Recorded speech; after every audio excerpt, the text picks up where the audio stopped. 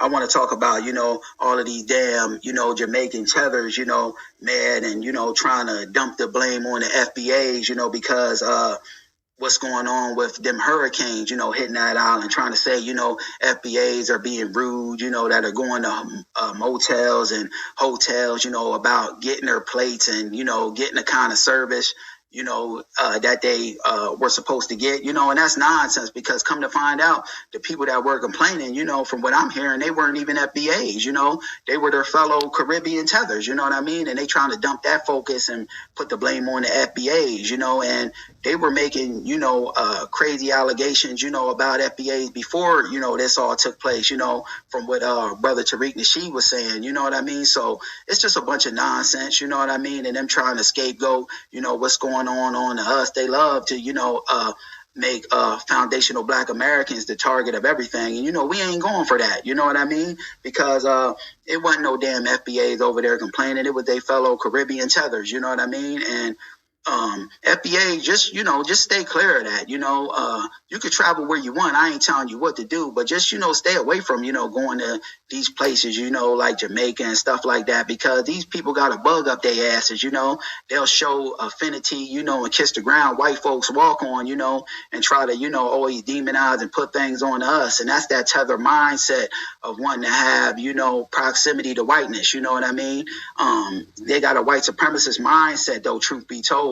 A lot of them kiss the ground white folks walk on, you know what I mean? And always want to try to condemn FBA society, you know what I mean? And they want to say, stay out of their country, stay out of the damn USA, the land that FBA's built, you know what I mean? If you want to play that game, because y'all don't control nothing, we know we under global white supremacy, but at least foundational Black Americans, we can go and move as we want to in our own country, the United States of America.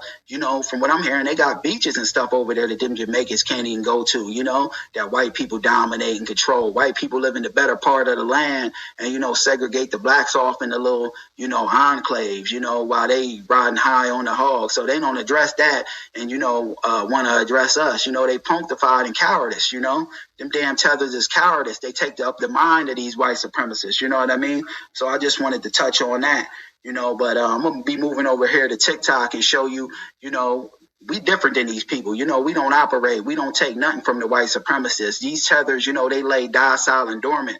They don't address no white supremacy. They look to, to have white acceptance. You know what I mean? And that's just something we foundational Black Americans, we ain't never on that type of time. We don't let white supremacists come and run amok and, do whatever old willy-nilly to us. We're the only ones as foundational Black Americans that keep the white supremacists in check, from not running roughshod on everybody. You know what I mean? So I want to talk about this, nonsense to where, though, this white man in Kenya was blowing his nose on a Kenyan police officer and guard, and he just took that, on some punctified cowardice tether nonsense, and that ain't never us FBA's disposition. A white supremacist, roll up on us all willy-nilly like that, he gonna catch a, face full of knuckles, a knuckle sandwich, playing with an FBA brother like that, and be lucky if he, he ain't stomped out.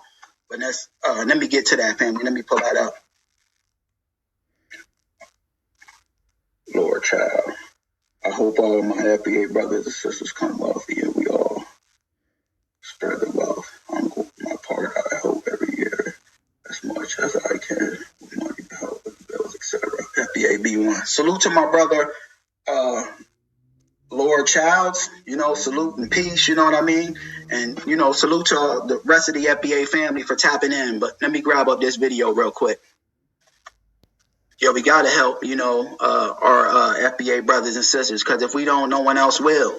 We got to depend on one another. And that's a part of, being on code, looking out for your fellow brothers and sisters. That's a part of being on code, doing business with each other, loving on one another. If you see an FBA brother or sister being done some, kind of harm, ride for your brother or sister. You know what I mean? I make it a point, ain't nobody going to do nothing to no FBA brother or sister in front of me. I wish I would even see a race soldier trying to, beat down on a brother or sister in front of me. I'm in that, no questions asked.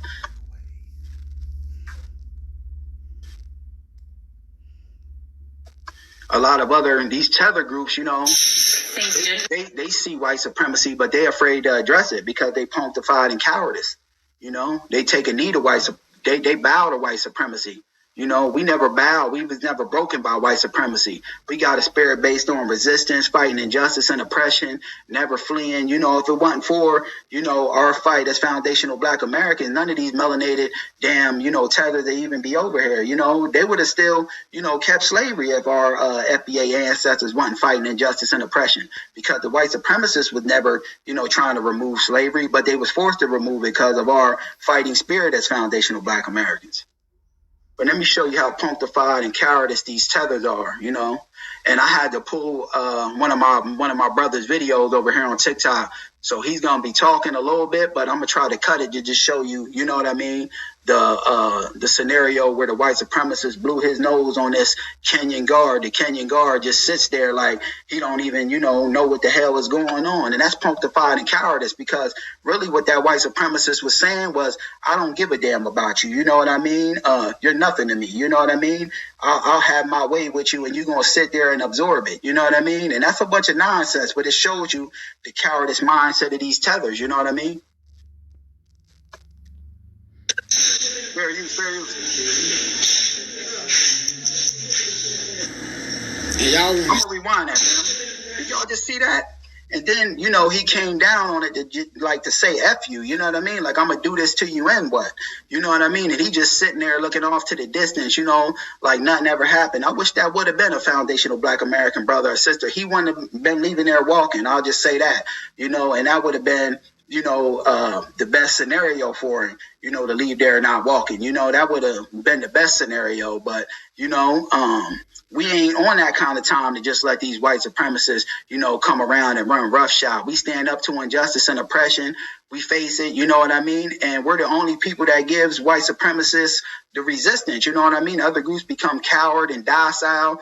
These Latinos, these Africans, these Jamaicans, you know, you name it. You know, they take a damn knee and, you know, bow down to racism, white supremacy. You know, and that's why nothing ever gets fixed in their homeland, because they too busy, you know, running from white supremacy when they got to stand up and face it. If everybody runs, the system don't get knocked down. Somebody got to stand up and say, you know, nah, I'm not taking this BS, you know, and we going to stand up and fight. Look at that. And y'all want to sit here and say that we are African American? There's not one Black American I know in the whole entire America that will accept this bullshit from a white man, bro. And my brother's absolutely right. We would have beat the hell out of that white tea supremacist. You know what I mean? Us foundational Black Americans, we stand 10 toes down. We stand on business, and we don't let, you know, white supremacists disrespect us in any way, shape, form, or fashion. And I just put out a video a little bit ago. It's getting a good amount of views, to where though a white supremacist, you know, suspect came in the welfare office, and an FBA brother asked him to leave kindly and politely. He wouldn't, you know, adhere to our brother's demands. So our brother had to put them FBA hands on him and show him who's really the boss, that FBA security guard. So if that would have been, you know, an FBA guard, a police officer, that white supremacist would have left out with a leg or two broken, some arms or something broken. That white supremacist wouldn't have left out of there for sure as hell walking on 2 feet. You know what I mean? He might have, you know, had to crawl up out of there. You know what I mean? Because we don't take that kind of abuse from the white supremacists. That's why delineation is important, because, you know, people will see that and they'll think that that speaks to the magnitude of all Black society. And we foundational Black Americans, we operate under, you know, a spirit of resistance that's embedded in our DNA. We don't be punctified and cowardice to no damn white supremacists. You know what I mean?